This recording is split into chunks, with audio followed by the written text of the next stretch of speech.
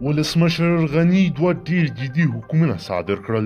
دا په داسې حال کې ده چې کابل ښاریان ډیر سخت ټارګټ کړی دی او غني بار بار دوی ته اخطار ورکړ، خو دوی اصلاح نشول. ولسمشر اشرف غني مجبور شو چې له زوره کار واخلي او دوه بیلابیل حکمونه یې صادر کړل. ملګرو راځئ چې راپور وګورو غني څه غواړي او ولې غوسه ده.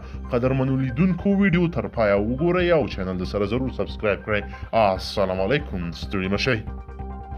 ولسمشر غني وروسته له هغې د هوا ککړتیا د مخنیوي په موخه دوه حکمونه صادر کړل چې په دې وروستیو کې په کابل کې د هوا ککړتیا په تړاو راپورونه ډیر خپرېدل. ولسمشر غني تازه د مرکز ګرمۍ سیستم لرونکي کورونه، ښارګوټي او دولتي ادارو کې د لوګي تصفیه کوونکي آلې د نصبولو او ګرمولو او انرژۍ د تولید په خاطر د ټایرونو، ربړ او پلاستیک د نه سوځولو په اړه بیلابیل حکمونه صادر کړل.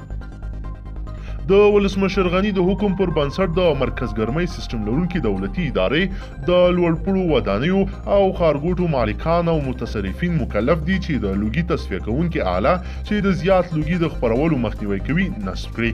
هغه چاپیریال ساتنې ملي ادارې ته سپارښتنه وکړه چې د کورنیو چارو وزارت، اړوندو ښاروالۍ او ټولو زیربط ادارو په همکارۍ یا د حکم ابلاغ او په ټاکلي مودو کې د لوګي تصفیه کوونکي آلې د نصبولو په اړه د لوړپوړو ودانیو او ښارګوټو مالکانو لیکلي تعهد واخلي.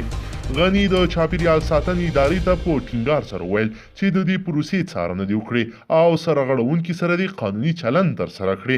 ولسمشر دغه راز د ګرمولو او انرژۍ د تولید په خاطر د ټایرونو، ربړ او پلاستیک د نه سوځولو په اړه په حکم کې د چاپیریال ساتنې ملي ادارې مکلف کړه چې د ټایرونو، ربړ او پلاستیک سوځولو مخنیوي وکړي.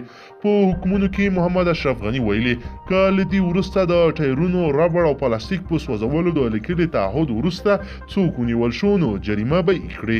په ورته مهال په حکم کې ویل شوي دي ټولې دولتي ادارې په ځانګړي ډول اړوند ښاروالۍ او کورنیو چارو وزارت د چاپیریال ساتنې ملي ادارې سره د دغه حکم په تطبیق کې پر اړخیزه همکارۍ مکلف دي.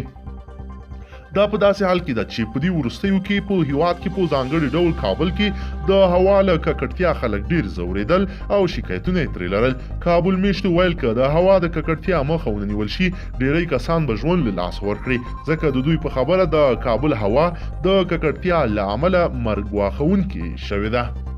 قدرمنو لیدونکو که چیرې غواړئ چې ورته او تازه مهمو پیښو څخه ځان ډیر لنډ او ژر خبر کړئ، زموږ چینل د سره ضرور سبسکرایب کړئ او ویډیو د سره حتما لایک کړئ. مننه له توجه نه مو.